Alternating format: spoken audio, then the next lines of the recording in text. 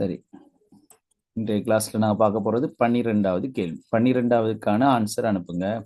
இதுவரை கிடைச்ச விடையெல்லாம் சரி, அனுப்புங்க பாப்பா எல்லாரும். சரியோ பிள்ளையோ நீங்க ஏதோ செஞ்சு பாருங்க, உங்களுக்கு என்ன விடை வருகுதோ அதை அனுப்புங்க. அப்படியா இருந்தா தான் நீங்க செய்யற வழிமுறை சரியாண்டு உங்களுக்கு கண்டுபிடிக்கலாம்.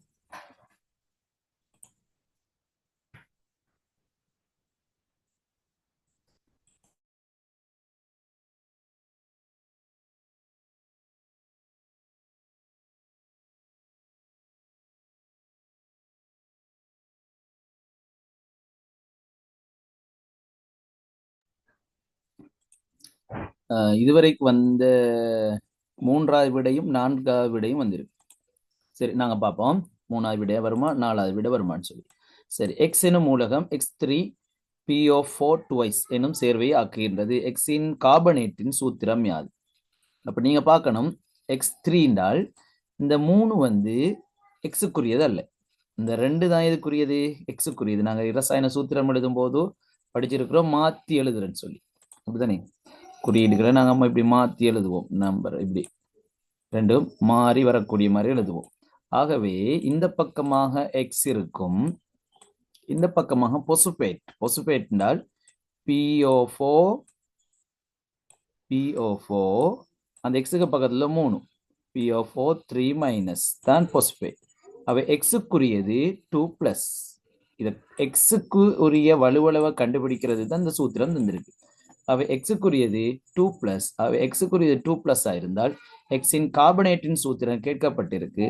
ஆகவே எக்ஸுக்கு எங்களுக்கு தெரியும் 2 சொல்லி எக்ஸ் நாங்க 2 போட்டால் கார்பனேட் எங்களுக்கு தெரியும்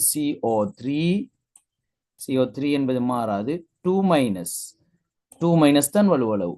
சரியா? ஏற்றம் மறை ஏற்றங்கள் 2, அப்ப 2 தான். சரியா? அப்ப CO3க்கும் 2 எக்ஸுக்கும் வலுவளவு 2 என்றால் 2ஐ நாங்க மாத்தி எழுதும் போது, சூத்திரம் எழுதுறதுக்கு மாத்தி எழுதும் போது எந்த மாற்றமும் வராது. ஒரே பெருமானங்களை நாங்க மாற்றி எழுதும் போது எந்த மாற்றங்களும் அங்கு வராது. அப்படி இருந்தால் தொடராக அந்த எக்ஸ் என்பதும் CO3 என்பதும் வரும். எக்ஸ் என்பதும் CO3 என்பதும் வரும். ஆகவே 3வது விடை. சரியா பிள்ளைகள்? எக்ஸ் என்பதும் CO3 என்பதும் வரும். ஆகவே விடை 3வது. தானே? சந்தேகம் இருந்தா கேளுங்க. x3 PO4 twiceல எக்ஸுக்கு 3 PO4க்கு 2x வந்திருக்கு. அவை அந்த 2 எக்ஸுக்குரியது, 3 PO4க்குரியது. அவை எக்ஸுக்குரிய வலுவளவு 2. அவை கார்பனேட்டின் சூத்திரம் கேட்கப்பட்டிருக்கு. கார்பனேட்டுக்கும் வலுவளவு 2. அவை இரண்டும் ஒரே பெருமானம் என்பதனால எந்த மாற்றமும் வராது. சரியா பிள்ளைகள்? ஓகே, சந்தேகம் இல்லை. நாங்கள் அடுத்த கேள்விக்கு போவோம். 13வது. அப்ப 12வதுக்கு விடை 3வது. 13வதுக்கு விடை அனுப்புங்க. 4வது 2வது 2 விடைகள் வந்திருக்கு. 13வதுக்கு 4வதா 2வதான்னு கண்டுபிடிப்போம். மிகவும் இலகுவானதே 13வது. சிலர்கள் 2வது. சரி, கேள்வி பிள்ளையா பாப்பமே. விளையுள் விசை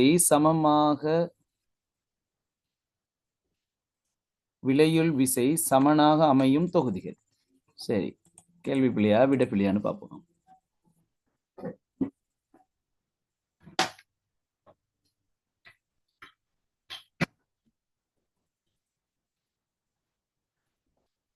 முதலாவதுல விளையுள் விசை வலது பக்கமாக 20, 5, அவ 15 நியூட்டன். இதுல விளையுள் விசை. இதுல 20, ஒரு பக்கம் 10 10 20, எதிர் திசையில் 5, அவை 20ல் 5 போனால் 15 நியூட்டன். அவ இதுல இந்த பக்கமாக 25, இந்த பக்கமாக 40, 20 20 40, 40ல் 25 போனால் 15. சரியா? அப்ப விளையுள் விசையின் பருமன். சரியா? திசை மாறுபட்டிருந்தாலும் பருமன் சமனாக இருக்கும் உண்மை. ஆகவே ABC விளையுள் விசை சமனாக அமையும் தொகுதிகள். ABC 4வது. சரிதானே? விளையுள் விசையின் பருமன் சமனாக இருக்கு. அப்ப இதுக்கு விட 4வது விட.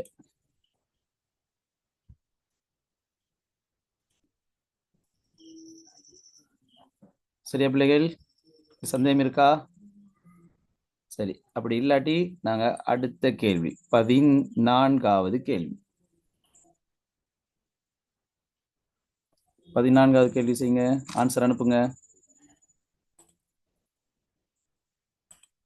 சரி, 14வதுக்கு 3வது விட வந்திருக்கு. 14வதுக்கு 3வது விட. இது பாஸ் பேப்பர்ல வந்த கேள்வி. இது 2014ஆம் ஆண்டு மாடல் பேப்பரா இருந்தது. 2016ஆம் ஆண்டு. 2016ஆம் ஆண்டுக்கு பிறகு இந்த கேள்விகள் வந்திருக்கு. நீங்க பார்க்கும்போது பார்க்கலாம். 13க்கு திசை பார்க்க தேவையில்லையான்னு கேட்டிருக்கீங்க.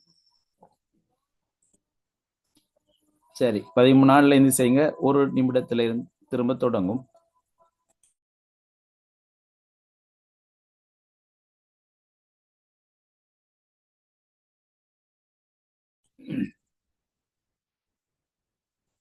பதிமூணாவதுக்கு நாங்க திசையை கருத்தில் கொள்ள இல்லை.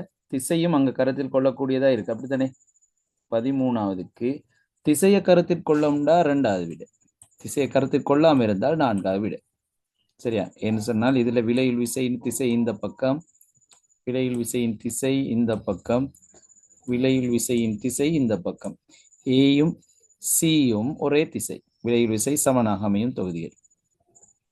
ஆனால் பியில திசை மாறி இருக்கு, ஆனால் பருமன் சமனாக இருக்கு. சரியா? 3லையும் பருமன் சமனாக இருக்கு. ஆகவே 13வதுக்கு பருமன் என்பதனால 4வது விட எடுக்கலாம். நீங்க தர்க்கிச்சால் 2வது விடையும் எடுக்கலாம். சரியா?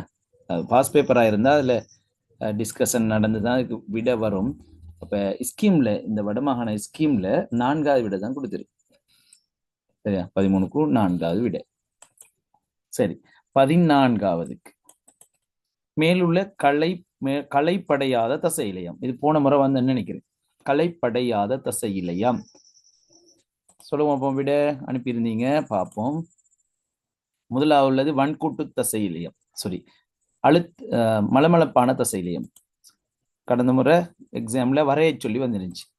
ஒரு களத்தை வரைய சொல்லி வந்துச்சு. அப்ப ஒரு களம்டால் முனை கூம்பியதாக இருக்கணும், நடுவில் ஒரு கரு ஒன்று வரையணும். சரி, இது வன்கூட்டு தசை இலையம். இது இதய தசை இலையம். இதய தசை இலையம். இப்ப இதய தசை இலையம் தான் களைப்படையாத. இளைய தசை களைப்படைந்தால் நாங்கள் களைப்படைஞ்சிருவோம். ஆகவே மேலுள்ளவற்றுள் களைப்படையாத தசை இலையம் என்று கேட்டால் 14க்கு 3வது சி விட. சரி, 15வது நாங்க 15வது பார்ப்போம். 15வது உப்பளங்களில் 1ஆம் 2ஆம் 3ஆம் பாத்திகளில் வீழ்படிவாகும் பதார்த்தங்கள் முறையே. உப்பளங்களில் 1ஆம் 2ஆம் 3ஆம் பாத்திகளில் வீழ்படிவாகும் பதார்த்தங்கள் முறையே. சரி, ஆன்சர் அனுப்புங்க பார்ப்போம். கடல் நீரிலிருந்து உப்பு உற்பத்தி. ஒருவேளை அவங்களுக்கு பேப்பர் இதுவரைக்கும் எடுத்திருந்தால் வராது. இன்னும் இப்ப எடுத்துக்கொண்டிருக்காங்கன்னு இந்த கேள்வி வரலாம். என்ன சொன்ன, நாட்டுல தற்போது உப்பு பிரச்சனை ஒன்று இருக்கு. சரியா? நாட்டுல உப்பு பிரச்சனை, உப்பு இறக்குமதி செய்வதா அண்டு கருத்து போயிருக்கு, இறக்குமதி செய்வதற்கான. அப்ப அந்த உப்பு பிரச்சனை இருப்பதனால இந்த சமகாலத்தோட தொடர்பு படுத்தி இந்த உப்பளங்கள்ல உப்பு உற்பத்தி சம்பந்தமான கேள்வி வரலாம். சரி, அப்ப உப்பளங்கள்ல 3 பாத்திகள் இருக்கு. 1ஆம் பாத்தி, 2ஆம் பாத்தி, 3ஆம் பாத்தி. அப்ப 1ஆம் பாத்தியில வீழ்படிவாகுவது கல்சியம் கார்பனேட். 1ஆம் பாத்தியில கல்சியம் கார்பனேட் வீழ்படிவாகும். சரியா? செறிவு 2 மடங்காகும். திரும்ப 2ஆம் பாத்தியில செறிவு 4 மடங்காகும் போது கல்சியம் சல்பேட். அப்ப கல்சியம் கார்பனேட் இல்லாத விடைகளை வெட்டினால் முதல்ல 3, 4 விடைகளை நாங்க வெட்டலாம். சரியா? அப்ப கல்சியம். 2வது கல்சியம் சல்பேட். ஆகவே 3வது நான் பாத்தியில என்ன வீழ்படிவாகும்னு நாங்க பார்க்க தேவையில்லை. அப்படி பார்க்க தேவையில்லாட்டி 2வது விட. 2ஆம் பாத்தியில 4 மடங்கு செறிவுல கல்சியம் சல்பேட் வீழ்படிவாகும். 3ஆம் பாத்தியில 10 மடங்கு செறிவு, அதுல சோடியம் குளோரைட் வீழ்படிவாகும். சரியா? சோடியம் குளோரைட் வீழ்படிவாகும். பிறகு இந்த சோடியம் குளோரைட் 6 மாதங்கள் அளவில் குவித்து வைக்கப்படும். குவித்து வைக்கப்பட்டு பிறகு பயன்பாட்டுக்கு கொண்டு வரப்படும். அந்த சந்தர்ப்பத்தில் மெக்னீசியம் குளோரைட், மெக்னீசியம் சல்பேட் என்பன காணப்படும். அவை கசப்பு சுவையானது. அவை நீராவில, வளிமண்டலத்தில் உள்ள நீராவில கரையும். அது கரையும் வரைத்தான் 6 மாதங்கள் அளவுல அரியம் ஒன்றின் வடிவில குவித்து வைக்கப்படும். சரியா, உப்பளங்கள் அரியம் ஒன்றின் வடிவில குவித்து வைக்கப்படும் உப்பளங்களுக்கு அண்மையில. ஆகவே 15வதுக்கு விடை 2வது. சரி, 16வது உங்களுக்கு கேள்வியில போட்டிருக்காங்க. ஆனால் 16வது கேள்வி எங்களோட சிலபஸ்ல இல்லை. சரியா, நீங்க படிச்சிருக்கீங்களோ தெரியாது, அது உங்களுக்கு அவசியம் இல்லை. சரியா, செல்சியஸை கெல்வினா மாத்துறது மட்டும்தான் தேவை, ஃபரனைட்டா மாத்துறதுக்கு தேவையில்லை. சரியா, இந்த சூத்திரங்கள் இதுவரைக்கும் பாஸ் பேப்பர்லையும் வந்து இல்லை, என்னோட புக்லையும் இல்லை. ஆகவே இது தேவையில்லை. ஆனா விட உங்களுக்கு தேவைன்னு சொன்னா 2வது. சரியா, சரி. அவை 16வது நீங்க கெல்வின்ல மாத்தி சொல்லுங்க பாப்போம். எத்தனை வகை செல்சியஸ்ல உள்ளதை கெல்வின்ல மாத்தி சொல்லுங்க. கெல்வினை மாத்துறது தான் இருக்கு. கெல்வினை செல்சியஸா மாத்துறது, செல்சியஸை கெல்வினா மாத்துறது தான் இருக்கு. 16வது கெல்வின்ல மாத்தினால் எத்தனை? ஆன்சர் அனுப்புங்க.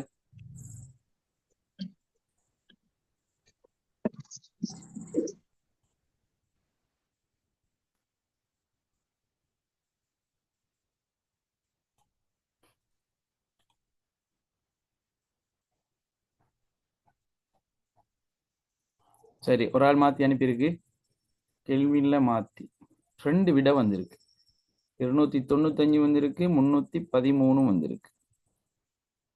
எப்படி, கூட்டல பிழையா கழித்தல பிழையா?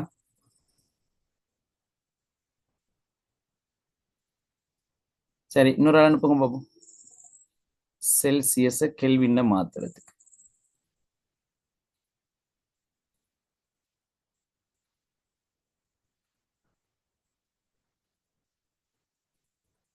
சரி, இன்னொரு ஆள் அனுப்பி 313.5. அது மிகவும் திருத்தமா பார்த்து அனுப்பியிருக்கு.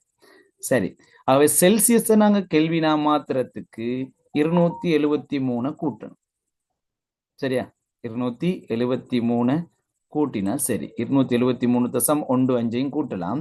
சரியா, நாங்க பொதுவாக 273 கூட்டினா போதும். சரியா, நாங்க பொதுவாக அந்த பெருமானம் எடுக்க புவியீர்ப்பு ஆழ்முடுகள் 9.8 நாங்க 10 எடுக்கிற மாதிரி இதையும் அப்படிதான். ஆகவே 40 பாகை செல்சியஸுடன் 273 கூட்டணும். அவை கூட்டினால் 3 7 4 11 1 1 மிச்சம் 313 கெல்வின். சரியா, சரி. அவை நல்லா ஞாபகம் வச்சுக்கொள்ளுங்க. செல்சியஸ் கெல்வினா மாத்திரத்துக்கு சி பிளஸ் ஞாபகம் வச்சுக்கோங்க. சி பிளஸ் என்றால் 273 கூட்டினால் அது கெல்வினாக மாறும். அதுக்கு எதிர் திசையில தான் கழிக்கணும், அது செல்சியஸாக மாறும். நாகமரத்தின் விஞ்ஞான பெயரை சரியாக குறிப்பது. 17வதுக்கு என்ன விட? நாகமரத்தின் விஞ்ஞான பெயரை சரியாக குறிப்பது. இதுவரைக்கும் வந்த விடைகள் சரி. ஒரு ஆள் பிள்ளையா அனுப்பினி. சரியா, சரியா பார்த்து அனுப்பினா சரியா தான் வரும்.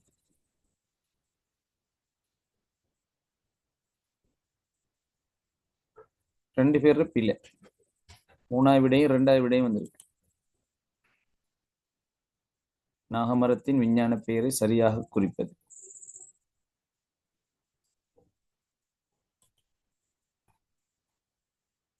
ரெண்டாவது விடையா 3வது விடையா? சரி, 2வது விடை.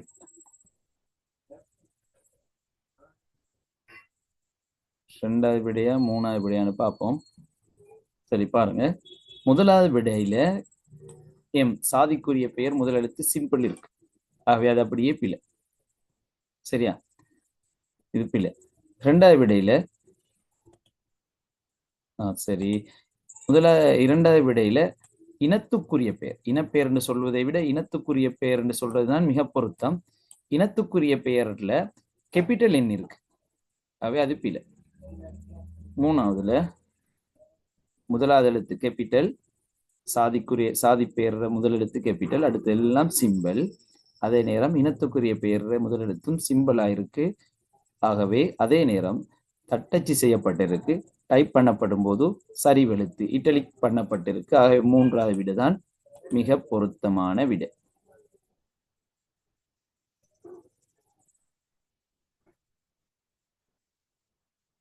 என்ன 2வது 4வது ஒரு ஆரம்பி. சரியா, 4வது எல்லாமே கேபிட்டல். ஆகவே அது பிள்ளை. சரியா, இதுல 2வதுல இனத்துக்குரிய பெயர் என் கேபிட்டல் இருப்பதனால பிள்ளை. முதலாவதுல எல்லாமே சிம்பிள் இருப்பதனால பிள்ளை. மூன்றாவது தான் எம் மாத்திரம், சாதிக்குரிய பெயரின் முதலெழுத்து மாத்திரம் கேபிட்டல், அடுத்த எழுத்துக்கள் எல்லாம் சிம்பிள். அதே நேரம் சாதி பேருக்கும் இனப்பேருக்கும் இடையில ஒரு இடைவெளி காணப்படுது. அதே நேரம் எழுத்துக்கள் தட்டச்சு செய்யப்பட்டிருப்பதனால, டைப் பண்ணப்பட்டிருப்பதனால சரிவெழுத்தில் இருக்கின்றன. ஆகவே மூன்றாவது விட சரி. ஆகவே நாங்கள் இதை கையால் எழுதும் போது பாட்டு கேள்வியா இருந்தால் இந்த பெயரை மூன்றாவது விடையில் உள்ள அப்படியே நேராக எழுதி இரண்டுக்கும் கீழே தனித்தனியாக கோடிடல் வேண்டும். பாட்டுல அதாவது கையினால் எழுதும் போது தனித்தனியாக கோடிடல் வேண்டும். சரி, 18, 19 போவோம்.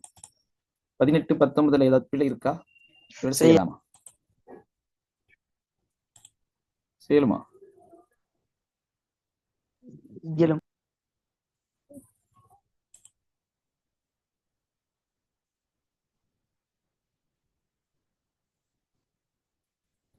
ஏலாம். ராங். அப்ப நான் சொல்ற மாதிரி மாத்திக்கொள்ளுங்க. 18ல இந்த சிவப்பு என்பதை மாற்றம் இல்லைன்னு போடுங்க. சிவப்பு என்று போட்ட இடத்த வெட்டி மாற்றம் இல்லைன்னு போட்டுட்டு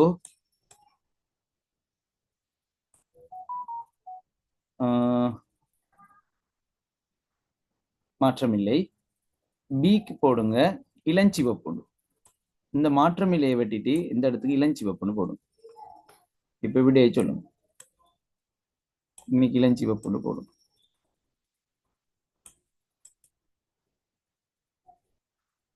இது இளஞ்சிவப்பு. கேள்வியில் உள்ள மாதிரி பேப்பர்ல உள்ள மாதிரி தான் எங்களுக்கு செய்ய கஷ்டம். அப்படி சின்ன பிள்ளை ஒன்று இருக்காது.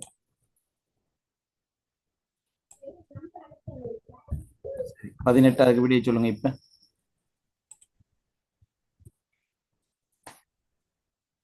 18க்கும் 19 ஒரு அடியை போட்டாலும் சரி.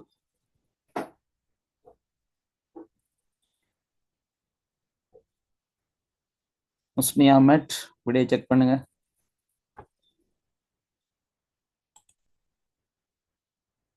சரி, அப்ப பாப்போம். ஃபினோப்தலின். ஃபினோப்தலின் கண்டுபிடிச்சிட்டீங்களா? ஃபினோப்தலின் என்ன செய்ய என்றால் அமில ஊடகத்தில் நிறமாற்றத்தை தராது. அமில ஊடகத்தில் நிறமாற்றத்தை தராது. மூல ஊடகத்தில் இளஞ்சிவப்பு நிறமாகும்.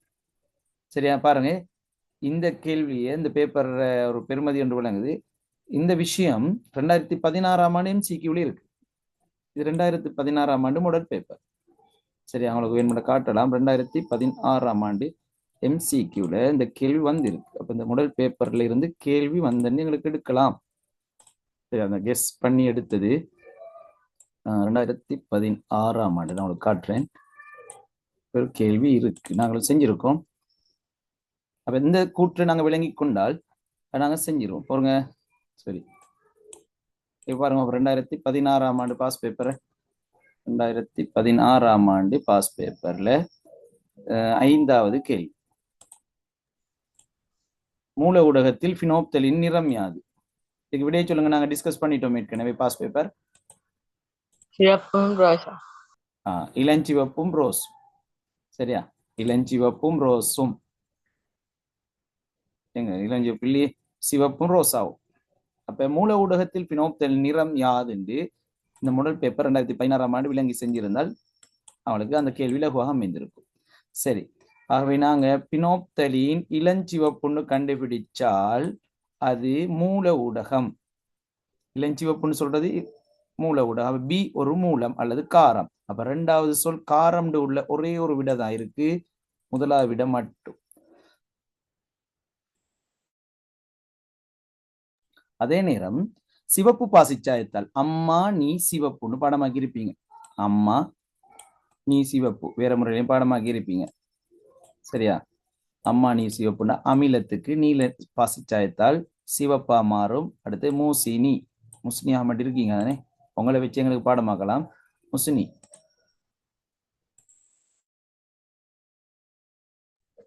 அதாவது மூல ஊடகத்தில் சிவப்பு பாசிச்சாயத்தால் நீல நிறமாக மாறும். சரியா? மூசினி. ஆகவே சி இருக்குங்க. ஆகவே நீயாக மாறினால் இந்த மூசினி. ஆகவே இது மூலம். சரியா, மோசினி. ஆகவே பி வந்து மூலம்னு கன்ஃபார்ம் பண்ணிட்டோம்.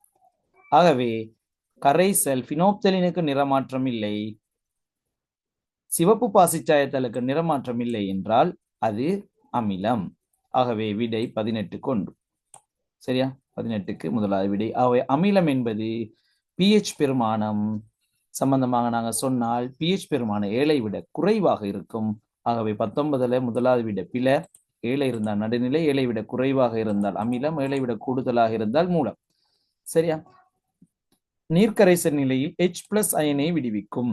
H+ அயனை விடுவித்தால் அமிலம், OH- அயனை விடுவித்தால் மூலம். ஆகவே அமிலம் என்பது ஏக்கரைசல் அமிலம். ஆகவே நீர்க்கரைசல் நிலையில் H+ அயனை விடுவிக்கும். இரும்பு துருப்பிடித்தலை நிரோதிக்கும் இருக்கு, நிரோதிக்கும் அல்ல ஊக்குவிக்கும் அல்லது தூண்டும் அமிலம். மூலம்தான் நிரோதிக்கும். நீர்க்கரைசல் நிலை OH- அயனை விடுவிப்பது மூலம். அவை மூன்றாவதும் நான்காவதும் முதலாவது 1, 3, 4 யாவுமே மூலத்துக்குரிய இயல்புகள். ஆகவே அமிலத்துக்குரிய இயல்பு 19வதுக்கு இரண்டாவது. சரி, 20வதுக்கு போவோம். மனித பெண்ணின் கருக்கட்டல் நடைபெறும் பகுதி. இதுவும் கேள்வியா வந்திருக்கு ஃபர்ஸ்ட் பேப்பர்ல. சரி, அனுப்புங்க அப்படியே. கருக்கட்டல் நடைபெறும் பகுதியும் கேள்வியா வந்திருக்கு.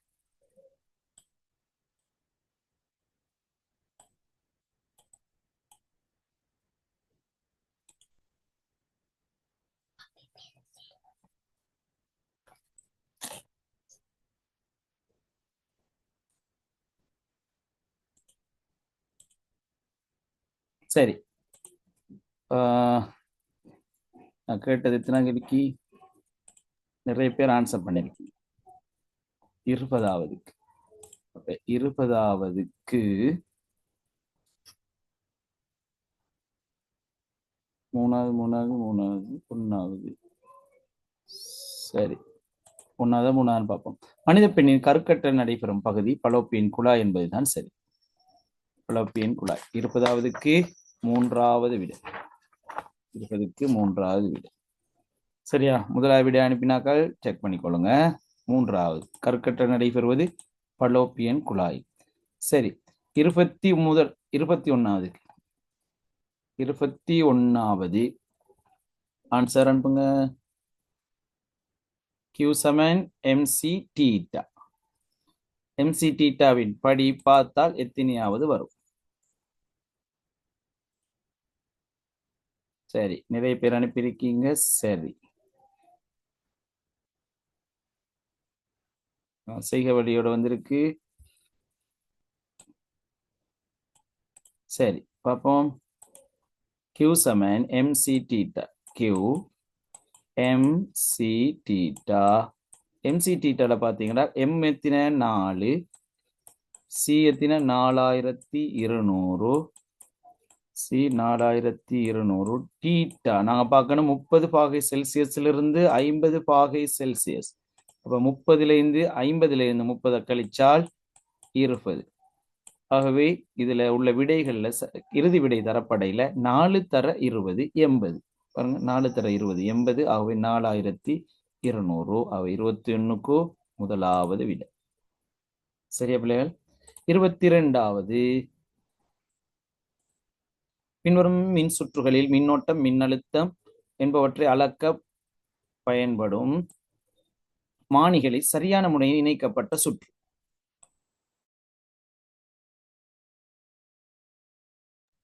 மானிகளை சரியாக இணைக்கும் சுற்று.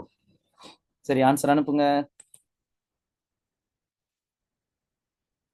இரண்டாவது விடையும் நாலாவது விடையும் வந்திருக்கு. இரண்டாவது விடை அனுப்பினால் செக் பண்ணுங்க உங்களோட விடைய. மின் சுற்றுக்களில் அம்பியர்மானி தொடர் இணைப்புல இணைக்கும். அதாவது மின் சுற்றினூடாக செல்லும் சகல மின்னோட்டமும் அதனூடாக செல்லும். அப்ப அம்பியர்மானி தொடர் இணைப்புல இருக்கணும். அப்ப முதலாவது பாருங்க, மின்னோட்டம் இப்படி போனால் வோல்ட் மானியோட அம்பியர் மானியூடாக போறதுக்கான வாய்ப்பு குறைவு. உங்களை பிரிஞ்சு போகும். அப்ப அம்பியர் மானி இங்கு சமாந்தரமாக தொடுக்கப்பட்டிருக்கு. அவை முதலாவது விட வராது. இரண்டாவதுல பாருங்க, அம்பியர் மானி அளக்கப்படும் மானிகள். அப்ப ரெண்டையும் நாங்க பார்க்கணும். மானிகள் அம்பியர் மானி தொடராக இணைக்கப்பட்டிருப்பது சரி. ஆனா வோல்ட் மானி இங்க தொடராக இணைக்கப்பட்டிருப்பதனால இங்க வோல்ட் மானி இணைக்கப்பட்ட முறை பிழை. சரியா? மூன்றாவதுல பாருங்க, இங்கு மின்னோட்டம் இப்படி வந்து வோல்ட் மானியை தொடராக இணைத்திருக்கு. குறித்த உபகரணத்துக்கு சமாந்தரமாக குறித்த உபகரணத்துக்கு தான் வோல்ட் மானி இணைக்கப்படணும். ஆகவே இதுவும் பிழை. நான்காவது, அம்பியர் மானி தொடராக இணைக்கப்பட்டிருக்கு. அதே போல வோல்ட் மானியும் இந்த மின்குமிழுக்கு இரண்டுக்கும் மின்குமிழ்ந்த இரண்டு எல்லைகளில் இணைக்கப்பட்டிருக்கு, சமாந்தரமாக இணைக்கப்பட்டிருக்கு. ஆகவே 22வது அம்பியர் மானி தொடராகவும் வோல்ட் மானி சமாந்தரமாகவும் இணைக்கப்பட்டுள்ள விடையாகிய 4வது விடைதான் சரியான விடை. சரி, 22வது சரி. 23வது, பிறப்புரிமை பொறியியல் தொழில்நுட்பம் மூலம் சயனோபாக்டீரியாவை பயன்படுத்தி உற்பத்தி செய்யப்படும் விட்டமின்கள் எவை? 23வதுக்கு சயனோபாக்டீரியாவை பயன்படுத்தி உற்பத்தி செய்யப்படும் விட்டமின்கள். கடைசி பாடத்துல பார்க்கலாம். சயனோபாக்டீரியாக்களை பயன்படுத்தி உற்பத்தி செய்யப்படும் விட்டமின்கள். சரி, நீங்க ஆன்சர் அனுப்புங்க.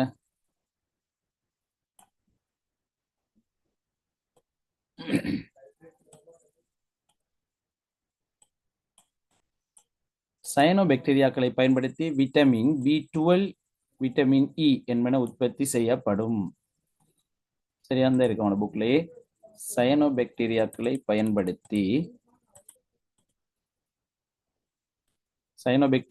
பயன்படுத்தி விட்டமின் B12, விட்டமின் இ என்பன உற்பத்தி செய்யப்படும். ஆகவே இதற்கான விடை 23க்கு 3வது விடை. 23வதுக்கு 3வது விடை B12.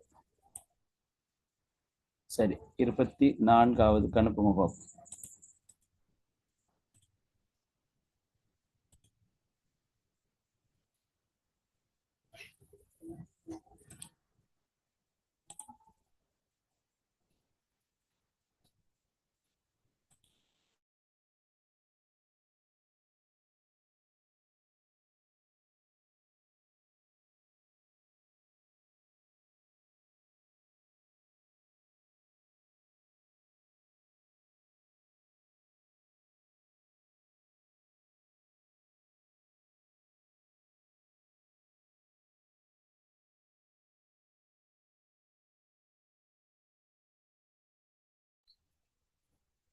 சரி, 24வதுக்கு 1, 2, 3 எல்லா விடையும் அனுப்பியிருக்கீங்க. கொஞ்சம் விடையை செக் பண்ணுங்க பிள்ளைகள்.